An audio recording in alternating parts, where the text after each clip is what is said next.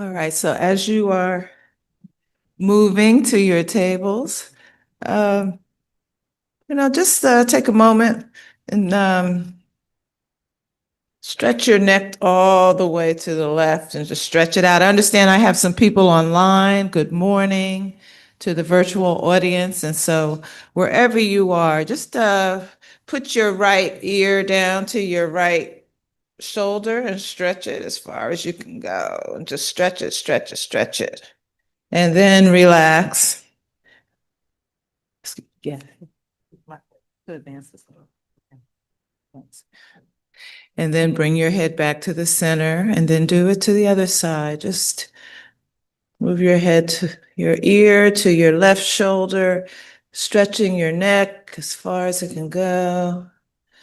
So you can feel some tension in the right side of your neck. And then just release that tension and bring it back. Okay, and then let's just go down, put your head down. This is just as we're gathering. Feel that tension in the back of your neck. And then just reach up. All right, so give people just to kind of, all right. Good morning, everybody.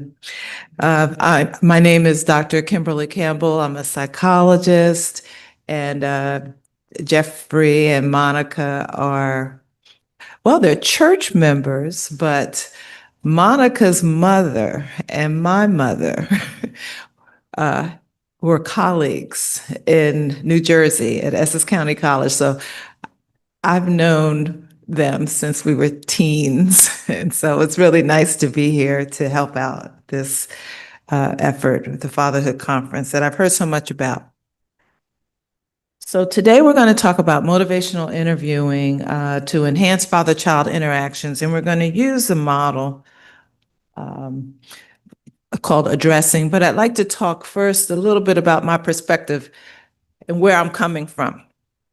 As a psychologist, I take an Afrocentric perspective, which means that I don't view the psychology of African descent people as starting with their journey here on the contiguous USA. Our journey starts on the continent of Africa, which by definition means that we come with strengths and skills and talents. And so the way that I approach the work that I do is from a strength-based perspective based on that. You can't be of and from Africa without having some inherent strengths and skills. I take a systemic approach, meaning that I understand the psychology of oppression and how oppression affects thank you. I don't know if this is on or not. How oppression affects us individually. It affects our families. It affects our communities. And so even though I'm a clinical psychologist and I typically work with one person at a time in my office, or if it's a family, obviously there's more. If I'm doing a group, it's still a small group.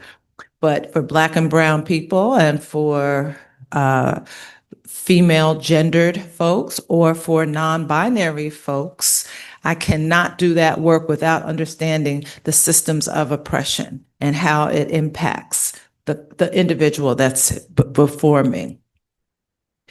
It's contextual. My approach is contextual in that I consider one's environment, their family environment, their community environment, the educational environment that they are functioning in. Everyone exists within a context. No one exists in isolation.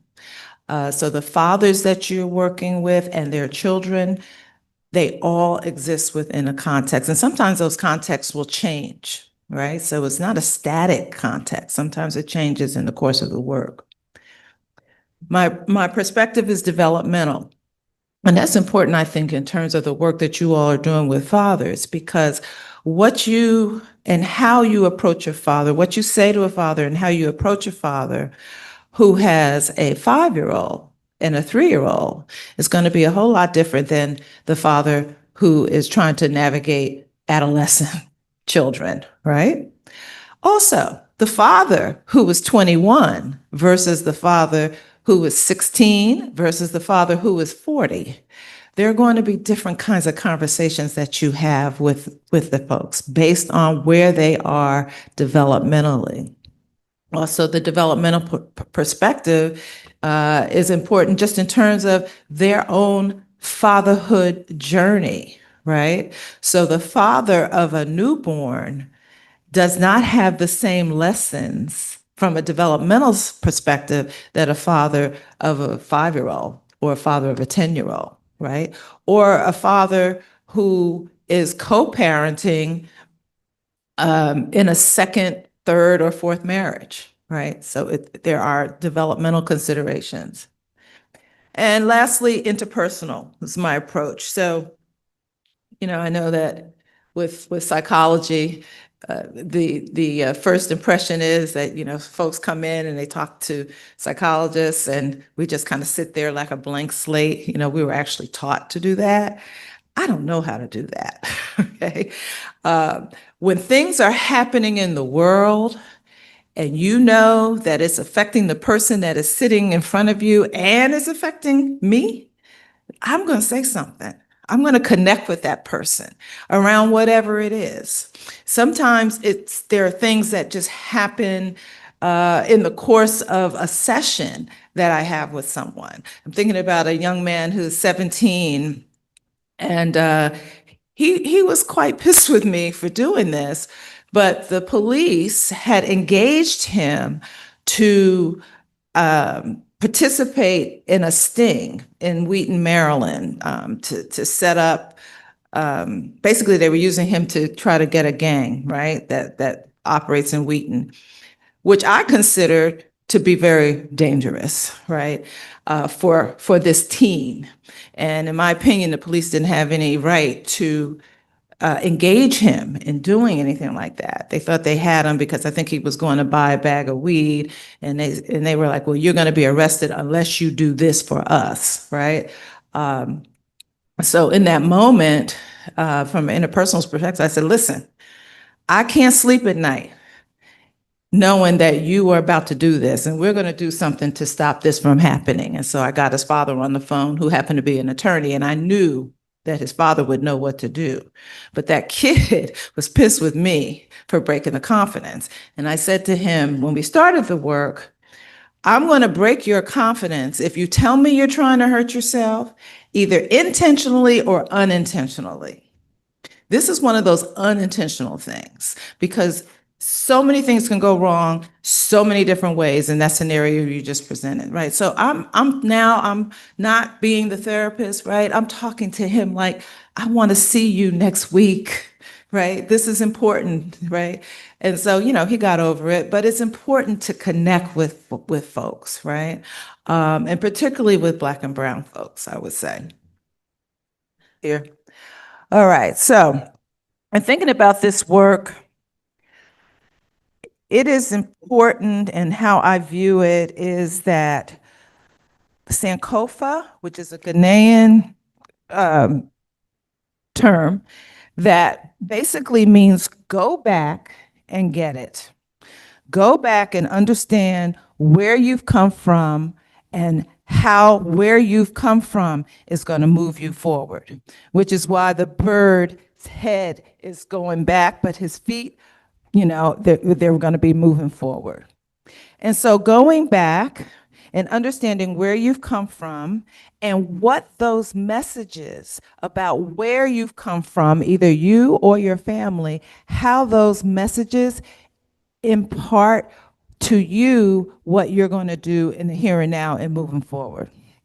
So understanding the cultural narrative, and getting people to talk about what is important in terms of their own personal history. All right, so this picture is a picture of my family, actually. My mother is is standing next to the woman in the black. She was 14 at the time of that picture.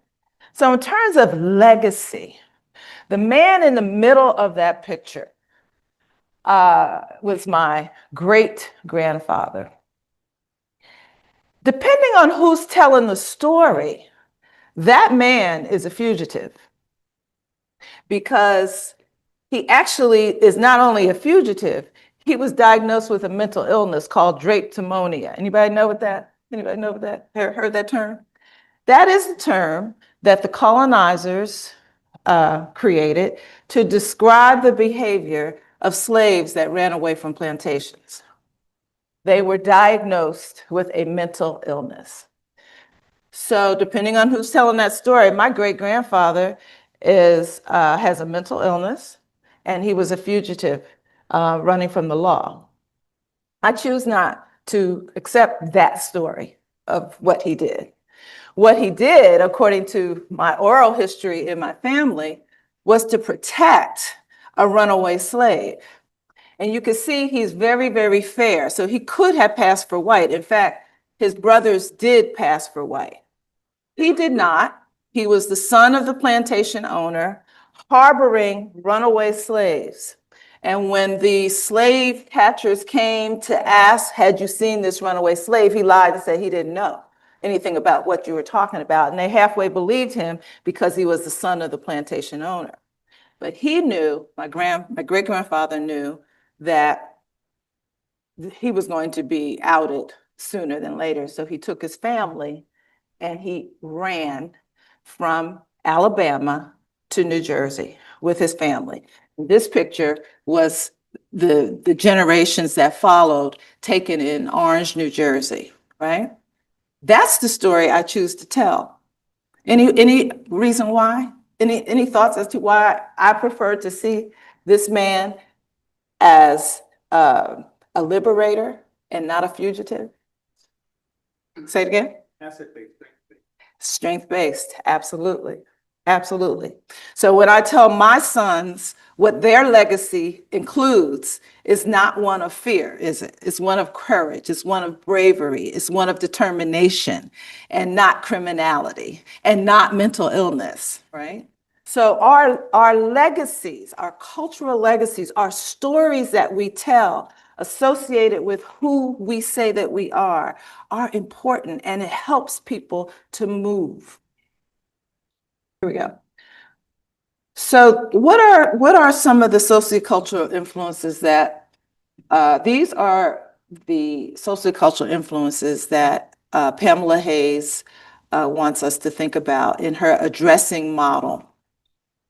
Addressing is an acronym for age and generational influences, for developmental or acquired disabilities, right? So, sometimes folks are born with certain developmental or neurodevelopmental issues, or you can acquire a disability in your life, right? That would render you handicapped, for example. You have influences that are religious and spiritually based. There are ethnic, sociocultural influences. Your sexual orientation comes with social and cultural influences. Your socioeconomic status comes with cultural influences in terms of the messages that you've been given about your status, your indigenous heritage, national origin. For most of us, our national origin is the United States, right? So what does it mean to be a United States citizen, right? What are the messages that we've been given as United States citizens? Our gender comes with some influence that we have adopted, and our marital status, right? And so when I'm talking about cultural influences, what am I saying? It relates to an integrated pattern of behavior that includes your thoughts, your communication, your actions, customs, beliefs, and values for each one of those categories that were just listed. Each one, the racial, ethnic, religious, and/or social group, comes with a set of behaviors associated with that. And it's important in the work, I think, that you all are doing with fathers to understand what are those messages that come with those various groups that your fathers belong to? And what are the intersections between those groups, right? So, one way to remember, I talked about my perspective being interpersonal. One way to do that is to stop and think about how do those particular cultural influences affect you? Which ones are salient for you and which ones are not so salient for you? At any given time, some of those influences may be more salient than others. For example, now that I am in my 60s, age and generational influences have more saliency for me than even my gender at this point, right? Um, if I were to fall and, you know, God forbid, break a leg and, I can't get repaired, that would be an acquired disability. It would be an acquired handicap that I now have to change my lifestyle, right? And adapt to that particular circumstance. So what I'd like you all to do is to think about which of these addressing items have impact or saliency for you in the here and now. If you think about from a developmental perspective, some of them may have been less important maybe 10 years ago than they are now. But for you right now, if you do your self-assessment, right, which one of these things are more important or have more of an influence? So just take a minute. Those of you who are online, I think they're going to put you in groups right now so that you can have a small group discussion. I like that you all are kind of separated at your tables. So let's just take 10 minutes and do this self-assessment. You can jot it down or you could write it out, and then I'm going to just ask for your feedback. Take 10 minutes or so.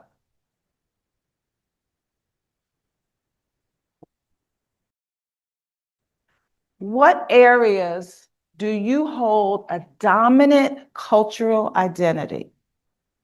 Hint, hint. Gender. Which gender do you think has a more dominant cultural identity or a more privileged place? Which gender? And you're working with fathers, right? Okay. How does that then intersect with socioeconomic status? They're male and they belong to a certain socioeconomic group.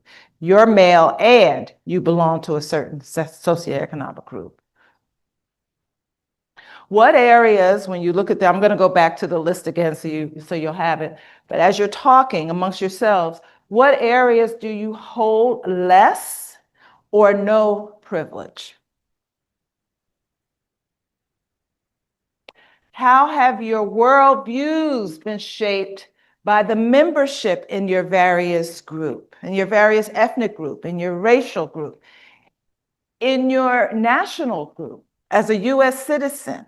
What values, what worldviews do you hold?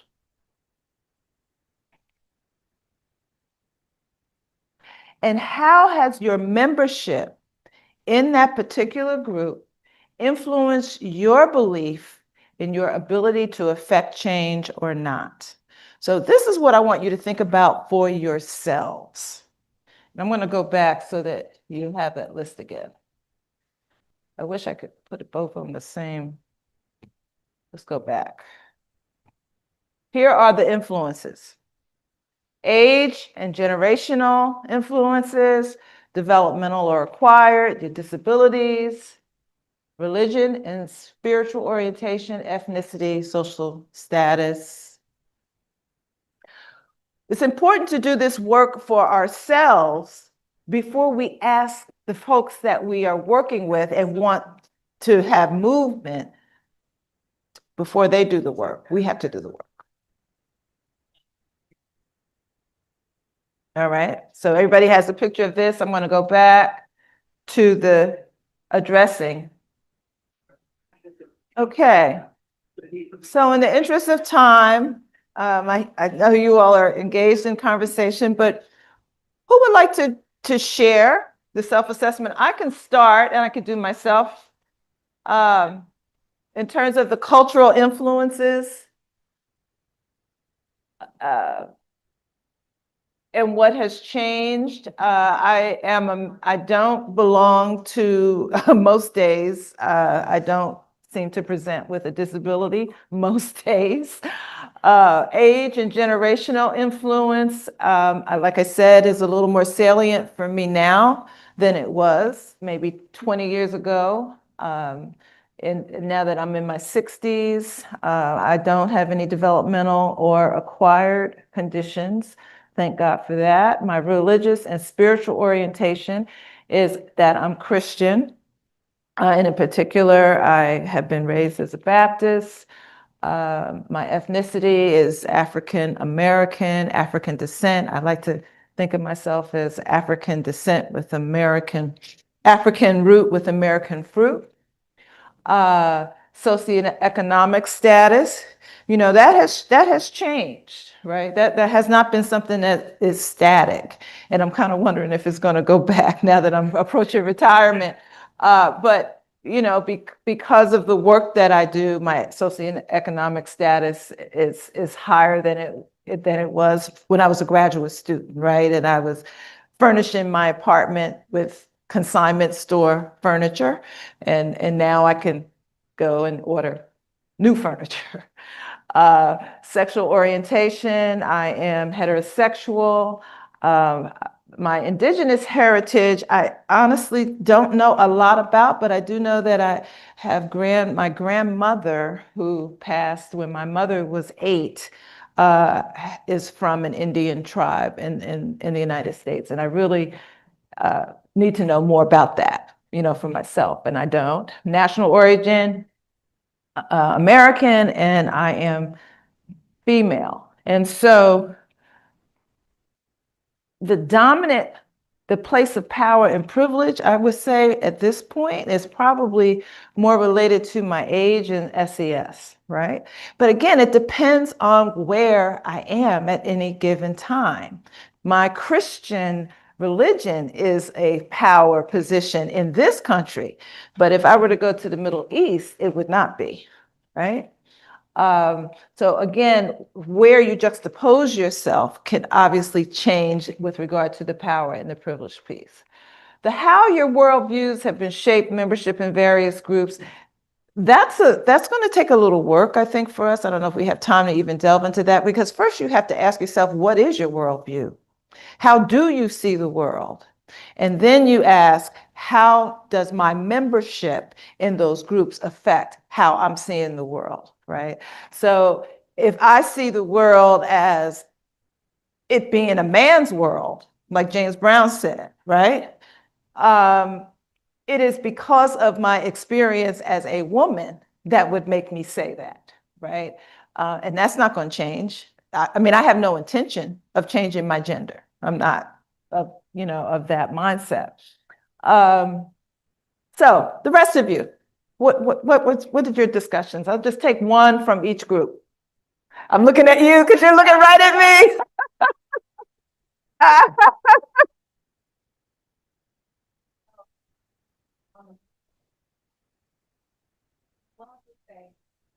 For men, things like religion,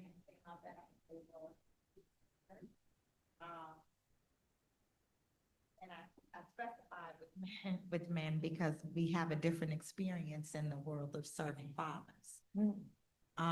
As a woman, and oftentimes as a Black woman, my disposition in a service-based environment would be different, because we are often the forward-facing people in social service programs and a number of those things. So our experience is very different. So we did talk about that a little bit at our table, and then we did talk about religion / age generational, because for some you lead more with your religion, or that becomes the more salient driver in your life as you mature. And so that was something that also. So there's an interaction that's happening with age and religion. Is it an interaction effect? Okay, thank you. Thank you. This table, who wants to share? That. A quiet table.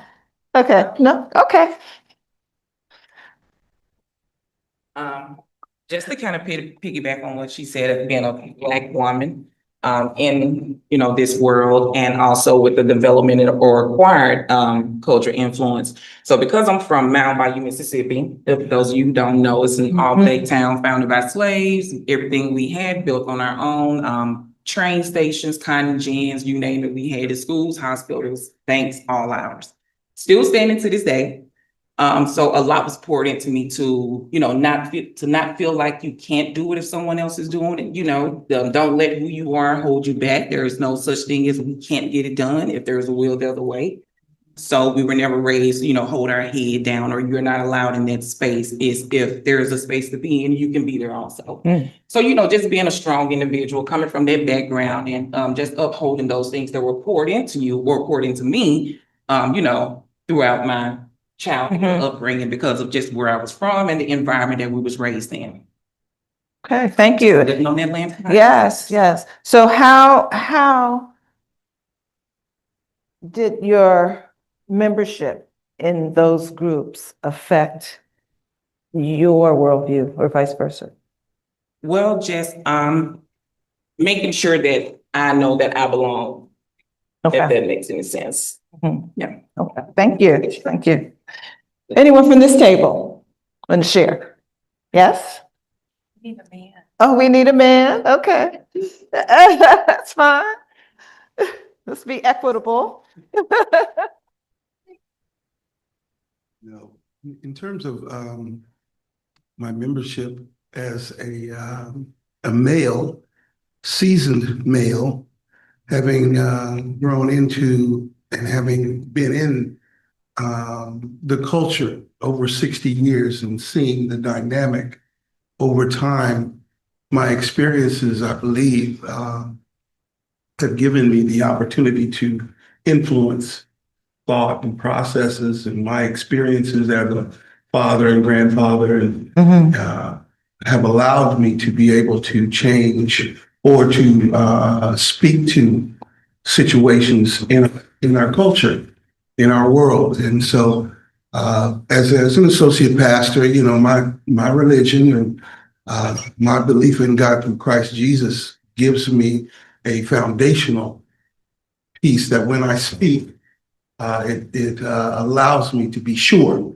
and be confident in what I know to be true. And so when we are speaking with dads, when we're young men or whatever, it allows them to say, okay, so maybe where we are right now is not just where we are right now.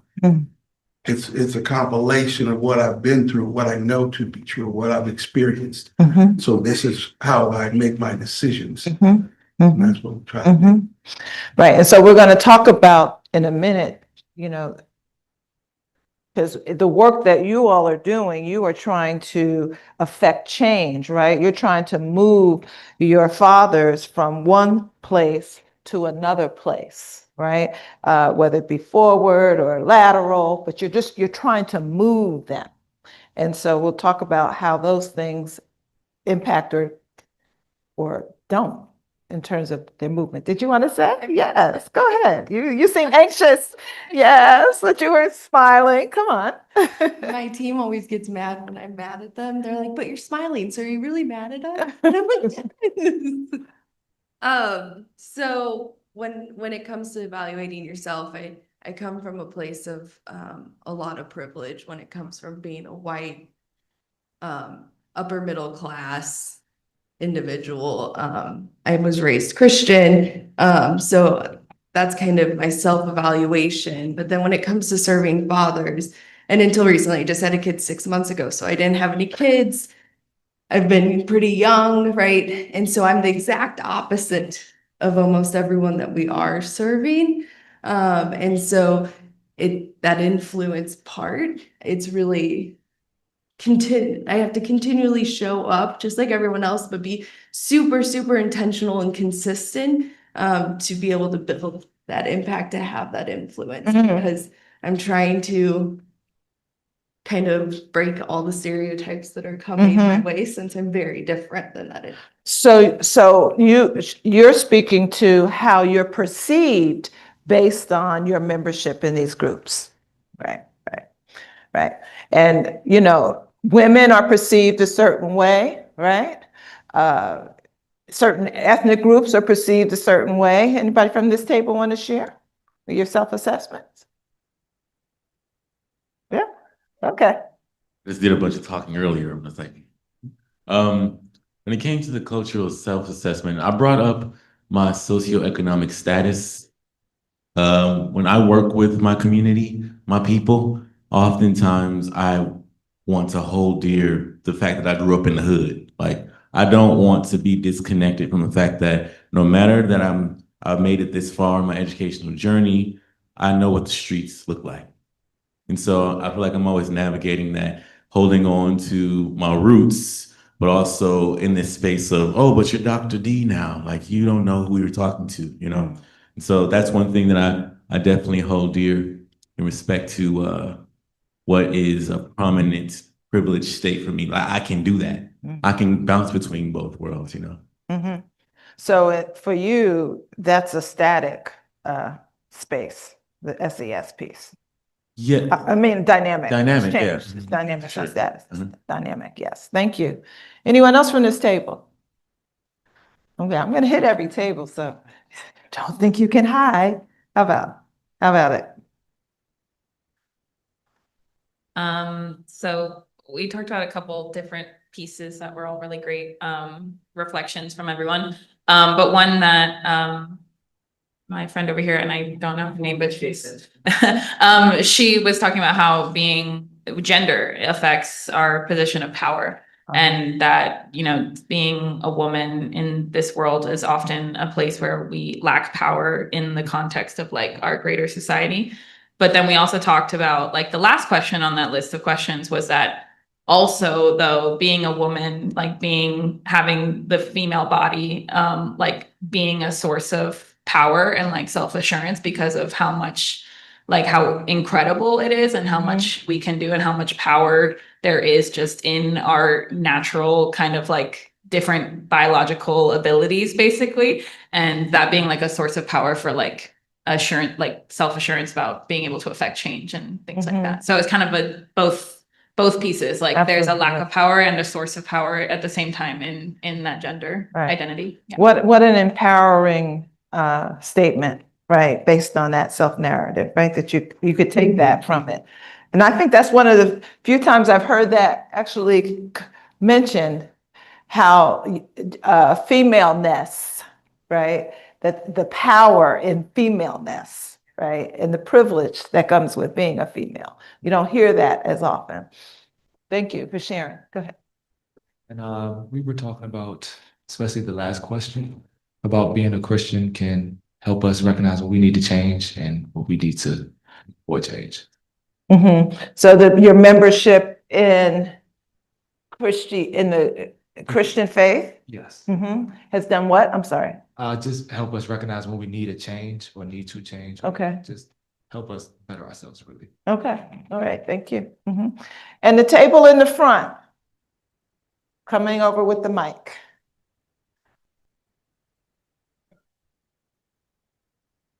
Now we're doing this very quickly, but I could say that when doing a true, who wants to talk? Doing a true cultural self-assessment really does take several weeks, because you could take each area and take a deep dive into it. But for the interest of time, we'll just skim the surface. Really quickly, I ranked them, and we talked about everything from socioeconomic status to age and how being ambiguous in age can cause a lack of respect because you can be perceived as not knowing enough, and being in spaces where if you look younger than you are, how that can be a hindrance to persons listening to you, or it could be an added benefit to being able to have those conversations on the low where people will be accepting of you because of the way that you look. For me, national origin, I'm Puerto Rican. There's a certain level of privilege that comes with that because of one of the Latin American countries that has citizenship, how that plays into the power dynamics of where we are, especially during times like these. Ethnicity, I can be racially ambiguous in spaces if I don't speak Spanish. Si no dejo saber que sé el español, right? People can perceive me as being white and what power comes with that in spaces of privilege. And then understanding, like the doctor said, having that connection to poverty. I grew up very poor. I grew up in a space where, you know, growing up was tough. So having that connection to our parents and the people that we work with, being able to say, no, I understand where you're coming from. Just because I'm in this space now doesn't mean that I'm disconnected from your situatedness currently. Yes, thank you. Anyone else from this group? Okay, so in the work that you were doing with your fathers, think about their narratives and how you can use their narratives to either strengthen the direction that they're going or to ask them to reshape their narrative to strengthen the direction that they're going, right? Based on whatever self-talk, whatever beliefs, whatever ideas and thoughts come with each of those cultural influences. So for example, if I am seeing, well, I'll give you an example. I'll use myself. I said, I have an interpersonal approach. I worked at a university, University of Maryland, College Park, for about 11 years. And the influence of my age started to have more saliency toward the latter part of my tenure there than in the beginning. For very simple reasons. For one, I was less interested in walking 3 miles across the campus from time to time, but also the perspectives that the students had. We're starting to be too far away from where I was, right? And so I started to kind of question, what's my value? Can I continue to have the value that I had initially now that I am the age that I am, right? And so that's an example of what I mean when I say take one of those cultural influences, understanding what are the messages. The message that I was working with is that the students are not going to see me as valuable anymore because I look like their grandmother, right? Or their mothers, right? And so sometimes I would bring age into the office. I'd bring that topic into the office. How is my age, right? How is what I am saying to you impacting what you're hearing based on what you're seeing, right? And getting the students to kind of engage with me around just that influence. For other students, it could have been race, right? My ethnicity, right? For motivational interviewing, as you all know, who in this room doesn't do motivational interviewing? So everybody, you all know what I'm talking about here.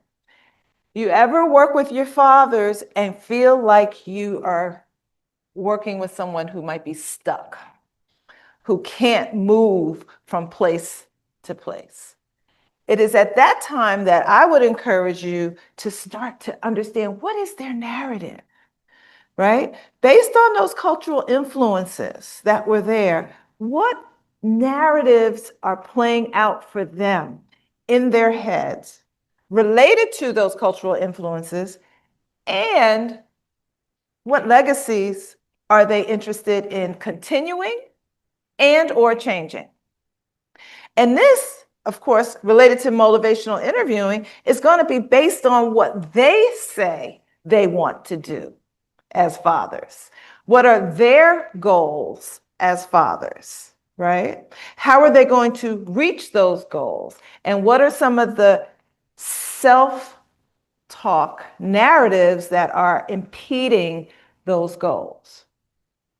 Now, from a strength-based perspective, it's important to talk with the fathers about those areas of privilege that they do have. And how do they manifest those areas of privilege? And how can they transfer those skills into the areas that they feel less privileged to empower them in different areas of their lives? But again, we can't understand the power of that narrative based on those cultural influences until we understand for ourselves how those cultural influences impact us, right? Take an example of socioeconomic status.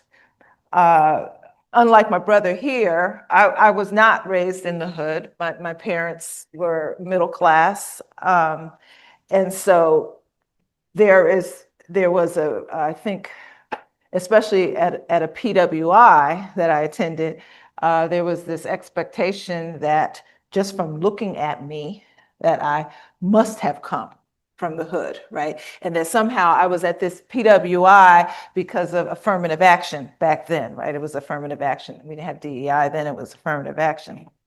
I would say, hands down, paper, if you were to look at my transcript and resume and so forth, you couldn't tell mine from another white student.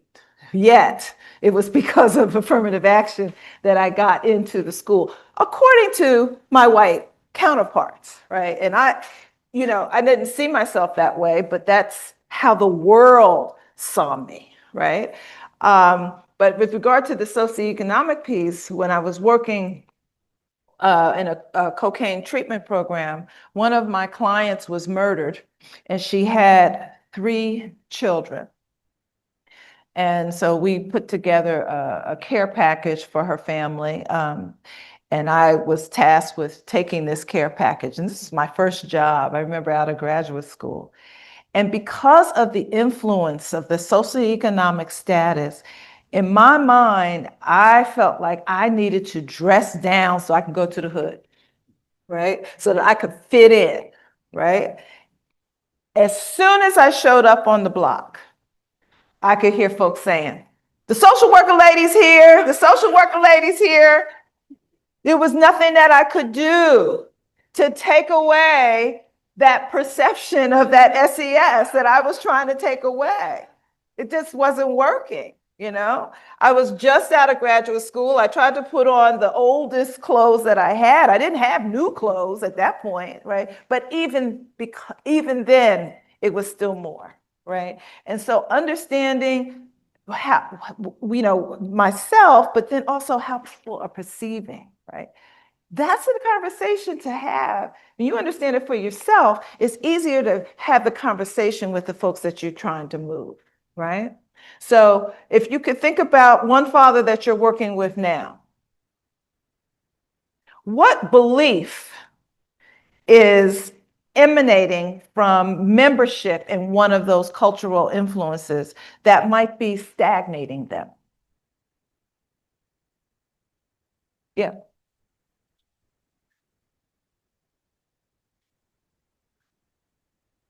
Me, I would just say just gender in general, because a lot of them tie, I'm a man, so I should have this, or I should be in this place, or I should be, somewhere because I'm the provider and things like that. And sometimes when you're not there, you don't even, and you're focused on like where you should be, you can't focus on the path about getting there. And I believe, like, even with me working at an outpatient treatment program when I was in New York, I worked a lot with those individuals that were on parole. And so that was always one of the occurring things. It's like, I'm home now, I'm a dad, I should be doing all of these things. And, that, like I always tell them, you try to get over and end up digging yourself deeper with some of the decisions that you're making. So I think that played, in my experience, Yes. a big role in it. Yes, and so helping those fathers or that father that you're thinking of have more self-compassion. Right. Right? And those shoulds, the shoulda, woulda, couldas, they get you every time. The shoulds are those invisible rules that we have operating in our heads that we need to understand. What are those rules? Because sometimes people will say things and you have to back up. Say, wait, who said that? Who said that's the way it's supposed to be? Where'd you get that from? And now they start to tell their story. And then they start to shift. They start to move as they tell their stories because they understand the origins of those belief systems. I always tell people, especially when I'm working with some of the individuals, you kind of got to listen to what they're not saying to understand what they're really saying. Yeah. That way you can kind of like tap in. Yes, absolutely. I don't know what category this falls under. I'm gonna just throw it out there and I just want to hear what you have to say about it. Oh. So I had a father last week who did not want to speak with me because I have a fatherhood program. And the word fatherhood to him meant, well, you're trying to say I'm not a good father. So obviously very defensive. And so I had to spend, a lot of time trying to disarm him, so to speak. But what do you do in those kind of situations? Because yes, he actually told his mother that, and his mother told me. But there are, I think, a lot of other fathers that have a perception about the work that we do and saying, well, no, you're trying to say I'm a bad father, or this is for bad fathers. And it doesn't say that anywhere. Does say it In anyway. fact, we go out of our way to let you see the contrary, but they still think that, and that is a barrier for them. Mm-hmm. So understanding where that gentleman's belief about fatherhood comes from, right? When they, you could just do, kind of a brainstorming. Like when you say the word father, what words pop up for you, right? Now, the fact that he associates negativity with the word says to me that there's a story. There's a story in his background that needs to be told, that he needs to tell, that he needs to tap in. And as he's telling his story, you're listening for how those various things have influenced his belief systems, right? Because somewhere he got that idea that just by coming to a program that has fatherhood in it is associated somehow with negativity. Right. And so who made that rule? You challenge him. Yeah. I don't have that rule. Where'd you get that rule from? My experience with fatherhood is different than yours. And, you start that dialogue, but it's important to understand, I don't know, it could be in terms of those influences that fatherhood is associated with gender for him. And you start there. What are some of those rules that come with being male, right? What are some of the expectations that come with being male? And which ones do you want to continue, right? Is this something you want to continue, that legacy, or do you want to, the gentleman yesterday was talking about disrupting things. You want to disrupt legacies, right, that are not beneficial. Yeah. Yeah. Is that? Yeah, Oh, that's yeah. good. Yeah. I was just going to add to that, as somebody who works in maternal and child health, but also involves dads in our program. Yes. I think that programming in many men's minds is equivalent to support, which isn't always accepted by men. I think that there's a concern, like a vulnerability there that they don't necessarily want to give into. They don't want to accept that support. They feel like they have to do it on their own, that they don't need it. Obviously, because of patriarchy, how masculinity is, I guess, advertised in our society. So I think also just like breaking down that, like, are you, averse to like receiving support? Like, is something wrong with that? Why is there something wrong with that? That's something I always try. Who do you know that has received support? Right. Yeah. Starting to ask those questions, right? And how do you feel about that? Mhm. Right. Yeah. Right. Please. Oh. Well, she's closer, then I'll bring it to you. I think one of the ways, I think what it is wording, a lot of times when you're working with men, you have to change the wording. Because you can't, it just doesn't help to use words like support Mm. or guidance and all those kind of things because it's not a way to bring in. So Mhm. you have to really ask. So I think what we did was just ask the men. We were like, here's what we're trying to say. What words? How would you say it? And then we changed the flyers to read. So we don't say parenting education. Uh-huh. Cause like, so we have workshops. And the men were okay with that. They was like, it's okay if you say workshop, Okay. but don't say parenting education because now you're saying, I'm stupid. I don't know I need to be educated on how to parent, especially with those newborns. Yes, yes. You know, so And truth be told, we all did, right? We did. These babies didn't come with little manuals. We might have read what to expect when you're expecting, but basically, none of us knew what we were doing. We have 10 minutes, I understand. Mhm. Oh, I was gonna say that, and we can't negate the role that the judicial system plays in creating that narrative.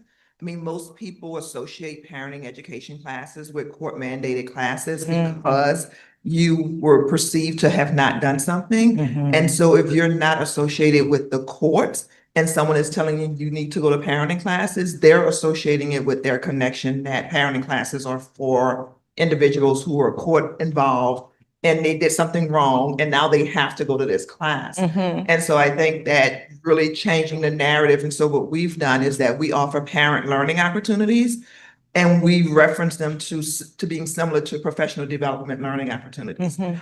And this is your most important job. And so if you are going to go to professional development workshops for your job, then why wouldn't you not go to parent learning opportunities for your most important job? For your most important job. And so I think changing the narrative and just be mindful that that is a narrative that has been out for years, that people associate anything with parent, I mean, even tutoring, like you go to tutoring because you're failing. Like, no, you go to tutoring so that you can stay ahead, but because the way it's associated in a negative way or that it's for people who are not doing well or haven't done well, then it turns everyone else off to wanting it because they don't see themselves in that situation, Mhm. but they don't understand how it can actually move them even further along. That's right. Thank you. Thank you for sharing that. People online, I wish there was some way that I could hear what you are saying. Is there a chat? We just added online. We just prompted some of our online audience to see if there's anything they have on their mind. Nothing thus far, but online you're also welcome to come off mute. If you don't want to chat, type into the chat. You're able to come off mute, and we'll be able to hear you online. Man, we don't need that. And I tell our clients and our participants that it's okay to swallow that pride and say I need help. Or I need this, or this parenting class is something that's going to better me. Because I tell a lot of the men, when I was a young father, I wish there was a book that I could read, not knowing that there is. I tell them every day, we offer a program, our fatherhood program that we facilitate in the jail, and at we work with men in recovery, rehab, addicts that some are court ordered, but I tell them, this is our program. This is to help us be better fathers. And I use the word us because I am one of them. I come from the same place they came from. And it's okay to ask for help, and it's okay to swallow that pride when it comes down to it, because that's our barrier is our pride. We're like, nah, I'm a man, I don't need that. Like, you got me messed up. What's wrong with me? And so being able to, when you do that self-assessment, being able to have that dialogue with the clients that you're working with around, I get you because I thought this way too, or I did this too, or I had the same belief system too, and I need to change. The nomenclature and narrative, that was so powerful, what your sisters are talking about too. I'll just give a brief example.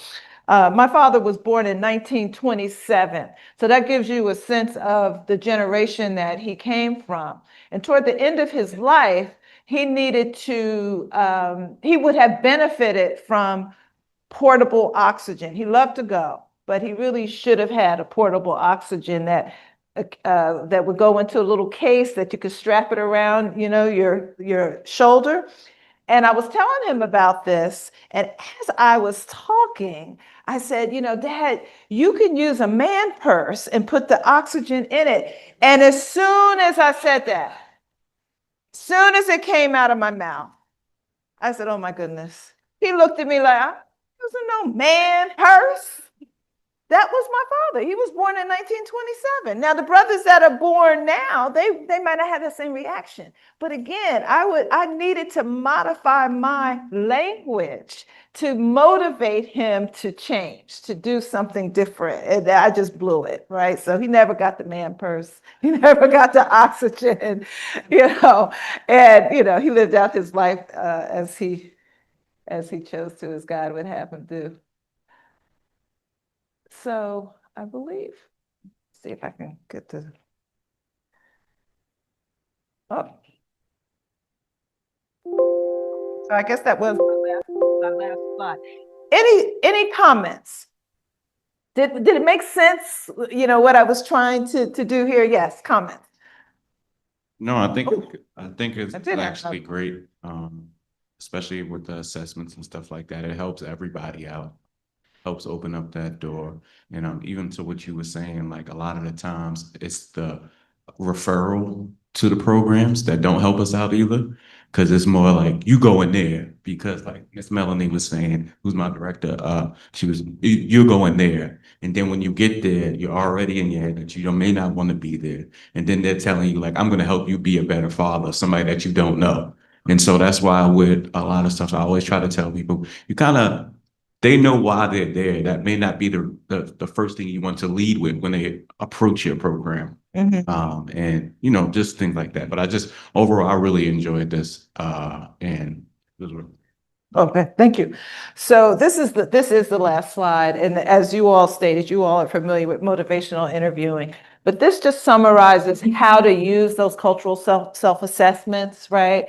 To help, obviously, when you're talking with your clients, you're not defining the goals for them, right? You want to hear them self-define where they want to go, because they're never going to get there if you tell them. Right? You've got to get them to articulate where they want to go, and to clarify that the interpersonal connection between you and them is going to be enhanced the more comfortable you feel with sharing any challenges and victories with those belief systems that we have, that you're holding on to, related to those cultural influences, right? And it could be something very minor, you just say, I get it. I used to think that way too, right? Because I am this, like you are, right? Whatever this is, right? Empathize and address perceived barriers.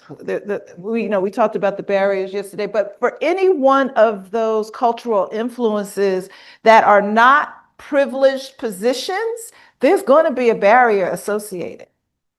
And so making that a part of the dialogue and validating that for your fathers is important, right? And not minimizing that, right? But still with that, how are you going to take where you are and change your legacy?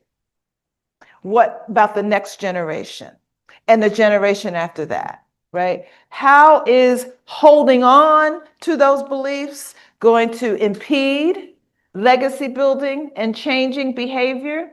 And how is enhancing and or modifying those beliefs based on those cultural influences going to change behavior and build upon a legacy?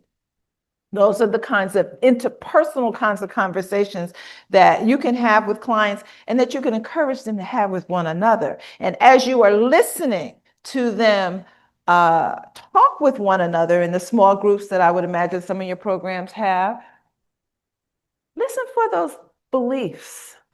Remember, a belief is not a fact. It is not.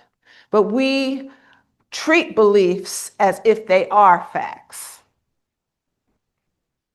And so listening for some of the beliefs that are generated from those particular cultural influences is key to unlocking a person's inclination to kind of stay stuck, right? To kind of get them out of the place that they are and moving them along. I think that's my time. Thank you for your attention, everyone.